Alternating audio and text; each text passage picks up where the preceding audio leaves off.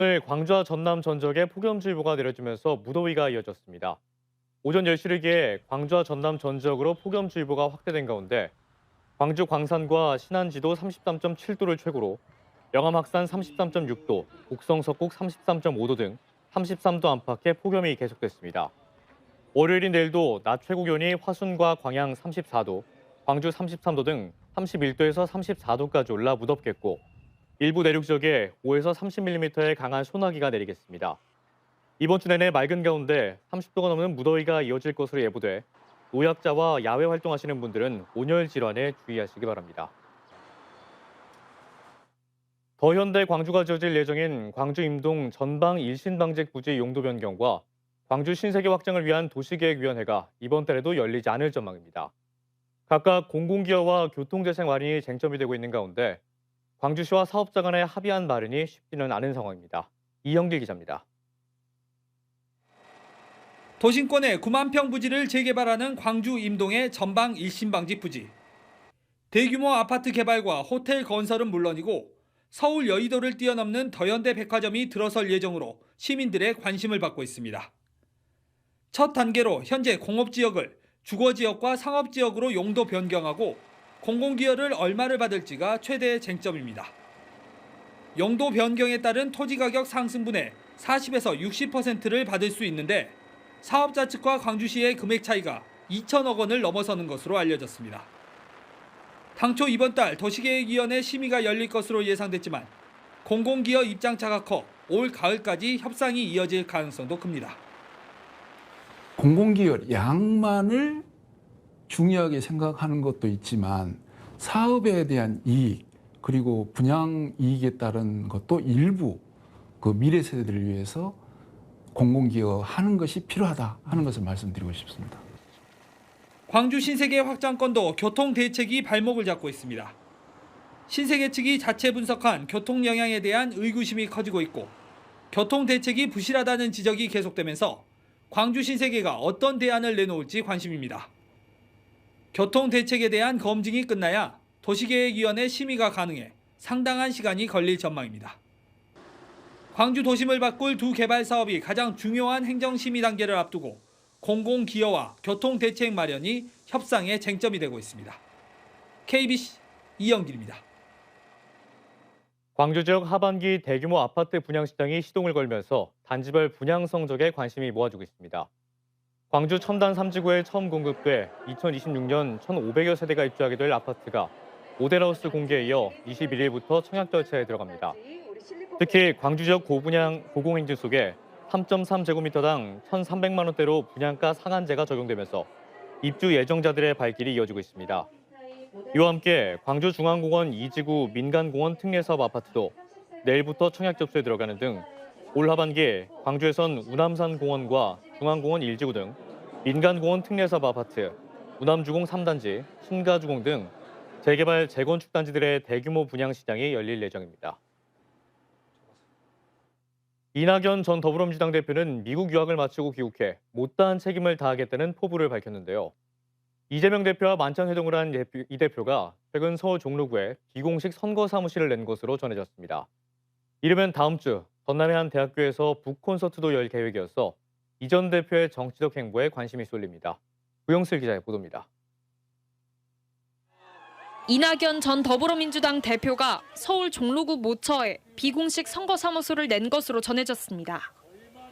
이 전 대표 측근 A씨는 KBC와의 통화에서 이 전 대표가 국민들이 기회를 주신다면 오는 2027년 대선 출마 의지가 있는 것으로 알고 있다고 밝히며 비공식 사무소를 냈다고 말했습니다. 하지만 내년 총선을 위한 것은 아니라고 선을 그었습니다. 이미 오선 의원의 광역자치단체장까지 지낸 만큼 내년 총선 출마에 대해서는 현재까지 계획은 없는 것으로 알고 있다고 일축했습니다. 이 전 대표의 정치적 움직임도 시작되는 모양새입니다. 민주당의 텃밭인 전남의 한 대학교에서 이르면 다음 주 북콘서트를 열 계획입니다. 이 전 대표의 측근 A씨는 북콘서트를 시작으로 앞으로 청년층과 소통의 중심을 둔 민심 탐방에 나서며 점차 정치적 보폭을 넓혀갈 것이라고 설명했습니다.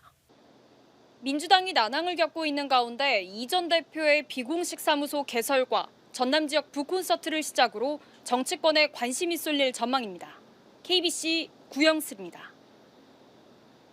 더불어민주당 광주광역시당이 일본 후쿠시마 원전 오염수 해양 투기 저지를 위한 총괄대책위원회 활동에 들어갔습니다.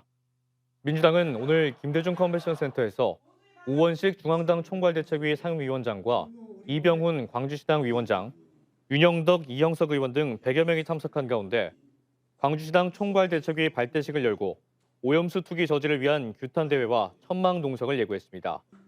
이 자리에서 우 상임위원장은 일본의 입장을 대변하는 윤석열 정부는 각성해야 한다며 민주당이 하나가 되어 원전 오염수 방류를 반드시 막아내야 한다고 강조했습니다. 정부의 제3자 변제안을 거부한 일제 강제동원 피해자들을 응원하기 위해 모아진 시민 모금액이 피해자들에게 전달됐습니다. 한일 역사적인 평화행동은 양금덕 할머니 등 생존자 2명과 숨진 피해자 유족들에게 각각 1억 원씩을 송금했다고 밝혔습니다. 역사 정의를 위한 시민 모금 운동은 지난 6월 말부터 시작해 지난 11일 기준 모두 7,400여 건에 5억 1,780억여 원이 모아졌습니다. 광주시 교육청 감사관 채용 비위 의혹에 대한 수사가 본격화하고 있습니다. 광주경찰청 반부패 경제범죄수사대는 오늘 시교육청 감사관 채용 비위에 대한 감사원의 수사 의뢰서가 접수됨에 따라 사실관계 확인을 위한 수사에 착수했다고 밝혔습니다. 경찰은 이정선 교육감의 고교 동창이 감사관으로 채용된 만큼 윗선이 개입했을 가능성이 높은 것으로 보고 수사 대상과 범위를 확대할 방침입니다. KBC가 보도한 동급생 성추행 사건과 관련해 광주시교육청이 철저한 진상조사와 2차 가해 방지에 나서겠다고 밝혔습니다. 이정선 광주교육감은 오늘 피해 학생에 대한 2차 가해 방지와 피해 학생 보호, 가해 학생 선도에 모든 역량을 집중해달라는 특별 지시를 내렸습니다. 앞서 지난 11일 KBC는 또래 남학생들로부터 성추행을 당한 여중생이 촬영물에 SNS 유포 등 2차 가해까지 받고 있어 경찰 수사와 교육청 조사가 함께 진행되고 있다는 사실을 보도했습니다. 광주에서 폭염경보 발령 시 실외 체육시설 이용이 금지됩니다. 광주시는 냉방 장비가 없는 실내 체육시설은 폭염주의보가 발령됐을 때 실외 체육시설의 경우 폭염경보 시에 이용을 전면 금지하도록 하는 내용의 폭염 대응 체육활동 세부 기준을 마련해 시행한다고 밝혔습니다. 해당 기준은 자치구와 공사, 공단, 출자 출연기관, 시체육회와 장애인 체육회 등에 모두 적용되며 다만 프로야구나 축구는 적용 대상에서 제외합니다. 진달래 군락지로 유명한 여수 영취산의 명칭이 혼용됨에 따라 여수시가 지명을 통일하기로 했습니다. 여수시는 대외 홍보 시 영취산을 사용하고 있지만 행정기관 자료나 포털 사이트에서는 국가지리정보원 고시에 따라 진례산이란 지명을 쓰고 있다며 혼선을 줄이기 위해 전남도 지명위원회에 영취산으로 지명을 통일해달라고 건의했다고 밝혔습니다. 지명위원회는 오는 10월까지 주민 의견 수렴 등을 거쳐 지명 변경을 결정할 계획입니다. 가격 하락과 판매 부진으로 어려움을 겪고 있는 전복 생산 어민들을 돕기 위한 자치단체 지원이 이어지고 있습니다. 완도군은 최근 대형 유통업체에서 복날 기획전을 열어 전복 250톤을 판매한 데 이어 우체국 쇼핑몰에서 완도 전복 어가돕기 특별 할인전을 오는 21일까지 진행하고 있습니다.